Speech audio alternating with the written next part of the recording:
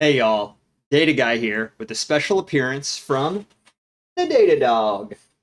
So today I got a really cool use case driven video on how you can create a full pipeline for processing, ingesting your data using DBT and Airflow that you only ever need to monitor from Airflow. How is that possible? Well, through the Cosmos library for Airflow, which allows you to visualize your DBT workflows as task groups within Airflow. So instead of needing to swap between two interfaces to monitor a pipeline, now you can just log into Airflow and have all of your information in one easy to read screen.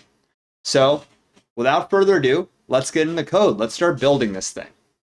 So getting started where all good scripts get started, all good DAGs get started with the library imports. So essentially, what we're going to need from these library imports is both the Cosmos provider, and this is the tool that's going to allow us to read that DBT workflow and then visualize it within Airflow, as well as the Astro SDK.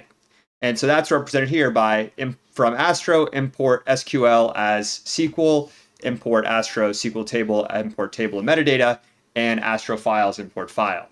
So basically what all these tools are going to allow us to do is pass data between SQL and Python tasks, or even switch databases without needing to switch the provider. So with the Astro SDK and this AQL tool, essentially, and what you'll see soon, is you can write your code without needing to worry about what database it's actually being executed, or if you're switching between Python and SQL, the AQL decorator will allow you to pass a pandas data frame directly into a database, where then you can run SQL code on that pandas data frame.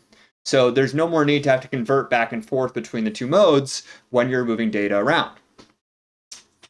So that's going to be really important for this use case because we're going to be passing data from SQL into Python so that we can do further transformations as we bring it in and out of databases here. And then, as we all know, DBT is all SQL. So the only other things we'll need is the pandas data frame, pendulum for the proper date time, and we're going to import logging just so that we can log and understand what's happening within our tasks if they do go wrong, which of course they're not going to. So now that you've got all your packages imported, we have a few variables we need to set. So number one, we're going to set a task logger using the logging just to log our Airflow tasks as we go through it. You're going to need to create a database connection via your UI. So here's the database connection ID. So you'll create this in the UI, call it dbcon, and then it'll be saved this connection ID here. We'll be using a Postgres database for this example. So the scheme database name is just Postgres, schema name is Postgres. And then this CSV file path, if we open up our sidebar here, is actually just the data that we're going to be using for this particular example. So while in practice, you would probably be taking this data from an API or from another database. From here, we're just going to use a local data set so you at home can try and run this DAG yourself just using this sample data. But if you want to plug in your own data, good on you. Additionally, you'll also need to have your DBT project name. So this is whatever your project name is going to be in DBT, as well as your DBT executable file. And so here, what we're going to do is save this in a local directory. So this path might be different for, actually it won't be different because you'll be using the Astro image. But essentially this is just creating, saving the DBT executable within our virtual environment for Airflow. So even though this might not look like your local computer file structure, don't worry, that's because it's the file structure of the Docker image that we're using. And then additionally, we have this DBT root path where we're just setting the path to our DBT directory. And so where you're actually going to be storing your DBT models is under the DAGs folder in a DBT folder, which we then have dbt/myenergyproject for our project name, so it knows to recognize that. And then we have our SQL statements we'll be using, as well as our DBT project YAML. So that's where all of that is stored. And when you download the repo, this will all be in the exact same place for you to use. So now that we've gotten all our variables set, everything's in place, now let's start building our pipeline. So our first task that we're going to create is a bit of a doozy. It is using the AQL data frame. And so this is that Astro SDK I talked about earlier, where what you'll see in this task is we have a lot of Python code that is creating a table. And so what this Astro SDK lets us do is basically take this table and pass it out, return it as a data frame. And then our downstream SQL driven pathway, so our DBT task group that is, can receive this data frame and just take it in like a regular CSV table. So you don't have to convert it out of a pandas data frame, then into CSV, whatever format, before loading it into the database. Now you can just take that pandas data frame and load it directly into your database so that DBT can do its operations on. And so the actual code that we'll be writing within this is basically processing our energy capacity information from that input table, so the table that is included in our directory. And let me hide this window, we don't need it anymore. That will basically say, hey, what is the percentage of solar? What is the percentage of renewable sources? So reading this data frame, looking at some columns, looking at it by year, using the latest year here, and just basically defining, hey, what is our percentage of solar that's being used in renewables? And then what is that as a percentage of total renewable energy sources in the total energy market? Then we have this task logger, which is going to take all that information around our solar and renewable energy sources, sort some values by year, and drop any duplicates. So the reason we're using task logger here is because it allows us to read the output of this task and then sort it.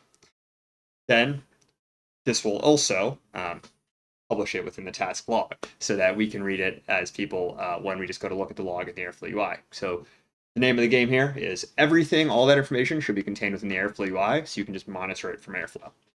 So this is going to give us the information in the UI using Jinja templating, saying, hey, in whatever country, if it detects an uptrend in solar energy, then it's going to print a message saying that adoption of solar energy is growing, as well as if there is an adoption of renewable energy in a country, it will give us a message in the log about that.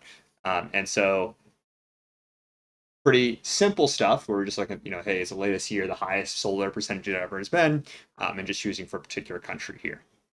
So now that we've got our data processing, where we're taking and analyzing this data, before we load it into our DBT task group, let's start designing the DAG that will allow us to take this information and bring it into our DBT task group.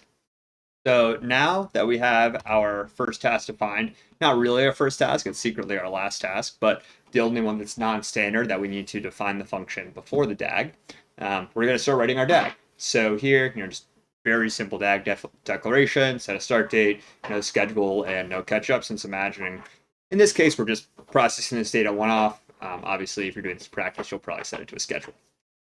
And so now let's create our actual first task, which is loading the data using the Astro SDK.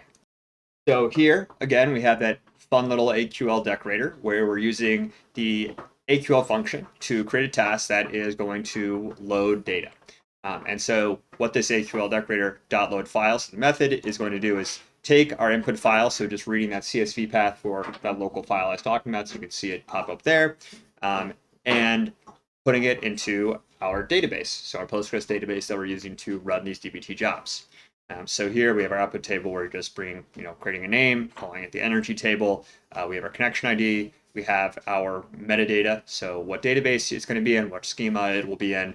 And obviously this will differ if you want to use your own database, but for this example, this is how it will all look. It's just all going to be Postgres all the way down. And here is the real fun.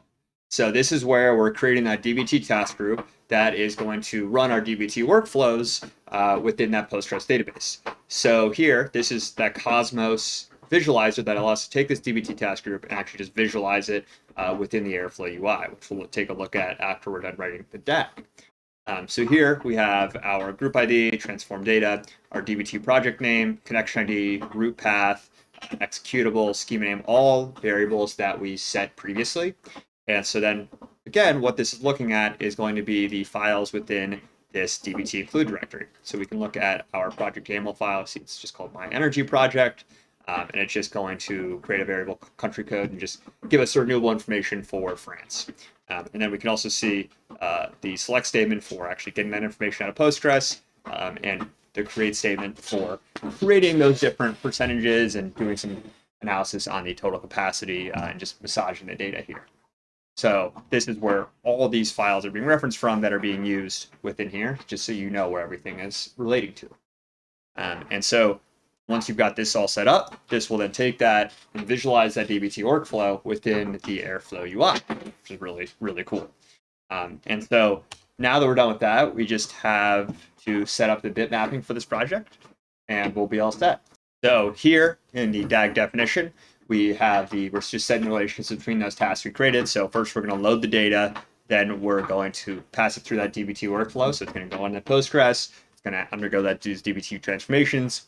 Then we are going to take the results of that and log it within our task. So this is just really so we can see it within the task UI, so we can see the output within Airflow as well.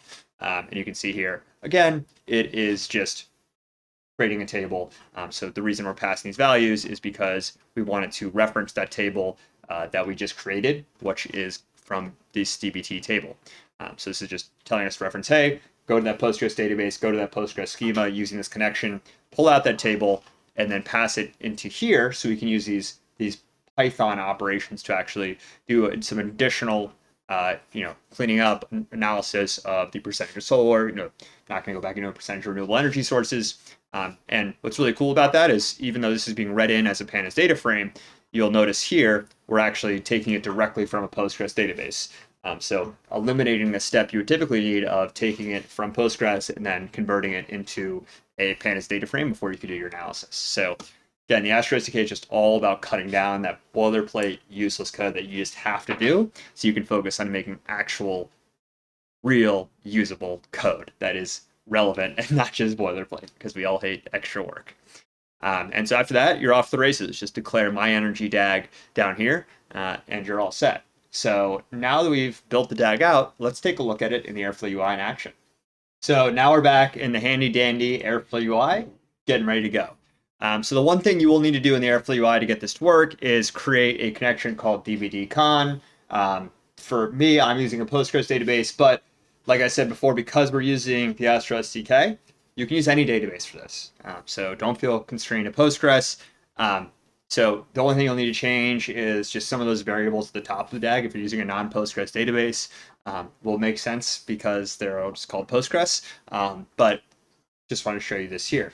So after you've done that, you can just go to My Energy DAG, trigger it, and you're ready to go. So if we go look at our graph, this is how that DBT workflow is visualized. So even though we only have 3 tasks, so if I close this out, you'll see we're just loading the file, and then it's going into that DBT workflow. So then what we can do here is expand this task, and then expand it further into the 2 sub-workflows, the selecting the country and the creating a percentage value, that percentage of solar growth. And here we can see that full workflow visualized within the Airflow UI. So this really marries your DBT work that your SQL transformations that you're doing directly in database and the greater context of your Airflow pipeline. So all the work of loading the file, processing, getting it ready for that DBT workflow, and then where that file is or that data is going after. So you really have the full picture of your data pipeline by using Cosmos and the Astro SDK. So that's all I had for you today. I really hope you learned something. I know I did. And have a good rest of your day. Data Guy out.